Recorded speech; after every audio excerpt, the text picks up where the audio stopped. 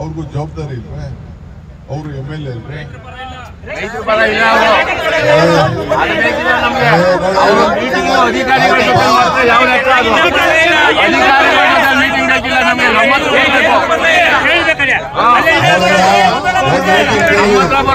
ನೀವು ಧಿಕ್ಕಾರ ಕರಿಬಹುದು ಅಷ್ಟೇ, ಇನ್ನೇನು ಮಾಡೋಕ್ಕಾಗುದಿಲ್ಲ.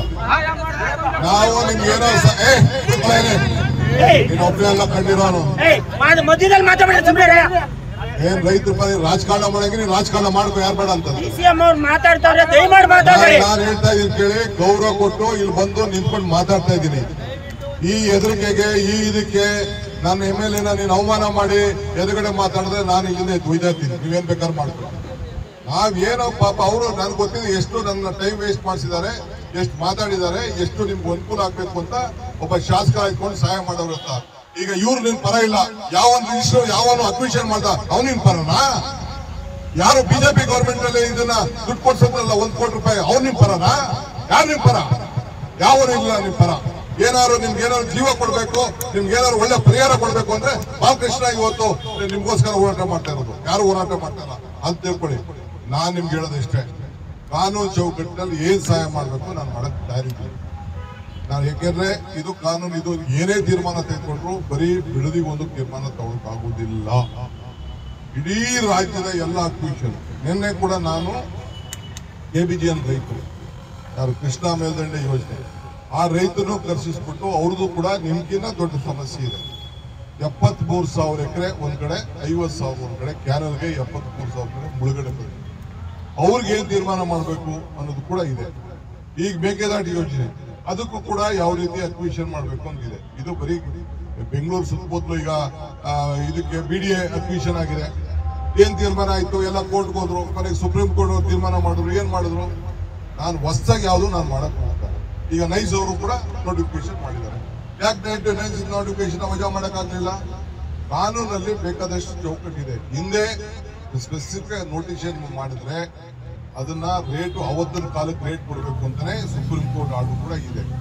ಆದ್ರೆ ನಾನು ಇವತ್ತು ಬೇರೆಯವ್ರಿಗೆ ನಾನು ಇದನ್ನೆಲ್ಲ ಮಾಡುವಂತ ಸಂದರ್ಭದಲ್ಲಿ ಈಗ ಪೆರಿಫರಲ್ ರಿಂಗ್ ರೋಡ್ಗೆ ಉತ್ತರ ಭಾಗದಲ್ಲಿ ಏನು ಪೆರಿಫರಲ್ ನೈಸು ಆ ಕಡೆ ಏನ್ ನೋಡಿದೆ ಅದಕ್ಕೆ ನಾನು ಮೊನ್ನೆ ತೀರ್ಮಾನ ಮಾಡಿ ಕೋರ್ಟಲ್ಲಿ ಒಂದು ತೀರ್ಮಾನ ಇದ್ರು ಕೂಡ ರೈತರು ಹಾಳಾಗಬಾರ್ದು, ರೈತರಿಗೆ ಏನಾದ್ರು ಒಂದು ಪರಿಹಾರ ಕೊಡಬೇಕು ಅಂತೇಳಿ ಅವ್ರಿಗೆ ಜಮೀನು ಕೊಡಬೇಕಾದವ್ರಿಗೆ 10% ಜಮೀನು, ಕಮರ್ಷಿಯಲ್ ಬೇಕಾದವ್ರಿಗೆ 1 ರೇಟು, ರೆಸಿಡೆನ್ಷಿಯಲ್ ಬೇಕಾದವನಿಗೆ 40%, ಕಮರ್ಷಿಯಲ್ 1 ರೇಟು, ಒಬ್ಬಗೆ ಡಬಲ್ ಪ್ರೈಸು ಅಂತೇಳಿ ಒಂದು ತೀರ್ಮಾನ ಮಾಡಿ ಒಂದು ಡಿಸಿಷನ್ ಕೊಟ್ಟಿದ್ದೀನಿ. ಈಗಾಗಲೇ ಬಂದು ರೈತರುಗಳೆಲ್ಲ ದುಡ್ಡಿಸ್ಕೊಂಡು ಅದಕ್ಕೆ 27,000 ಕೋಟಿ ರೂಪಾಯಿ ಸಾಲ ತೆಗೆದುಕೊಂಡು ಅದನ್ನ ನಾವು ಮಾಡ್ತೀವಿ.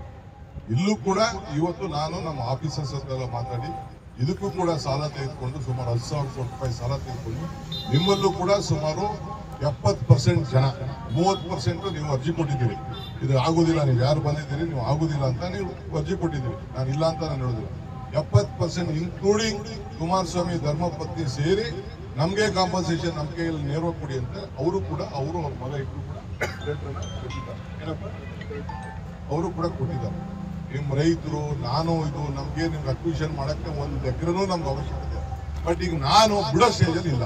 ನಾನು ಬಿಟ್ಟು ಯಡಿಯೂರಪ್ಪನ ತರ ಜೈಲಿಗೆ ಹೋಗಕ್ಕೆ ನಾನಂತೂ ತಯಾರಿಲ್ಲ. ಈ ನೋಟಿಫಿಕೇಶನ್ ಮಾಡಿ ನಾನು ನಿಮ್ಗೆ ಏನ್ ಸಹಾಯ ಮಾಡಬೇಕು, ಯಾವ ರೀತಿ ಪರಿಹಾರ ಕೊಡಬೇಕು ಅದನ್ನ ನಾನು ಇವತ್ತು ಕೂತ್ಕೊಂಡು ನಾನು ಚರ್ಚೆ ಮಾಡ್ತೀನಿ. ಸರ್ಕಾರ ಕೈ ಬಿಟ್ರು ನೀವು ಬಿಟ್ರಣ ಚರ್ಚೆ ಮಾಡ್ತೀರಾ? ಹಿಂದೆ ಸರ್ಕಾರ ಕೈ ಬಿಟ್ರ, ಕುಮಾರಸ್ವಾಮಿ ಕೃಷ್ಣ ತರ್ಕಾರ್ ಮಾತಾಡ್ಸಿದ್ರು, ಕೈ ಬಿಟ್ರು, ನೀವು ಕೈ ಬಿಡಿ. ಯಾರು ಹೋಗಿದ್ವಲ್ಲ ಕೃಷ್ಣಗೆ,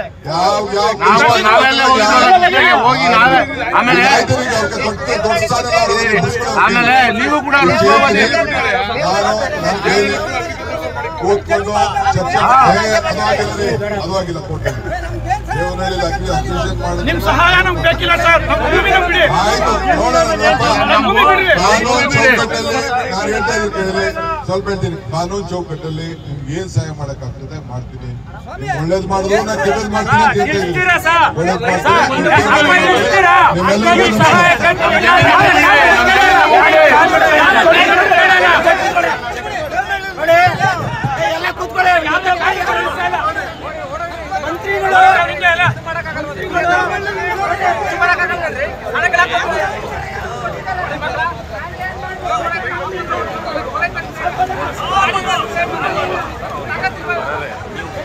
ಮಂತ್ರಿಗಳು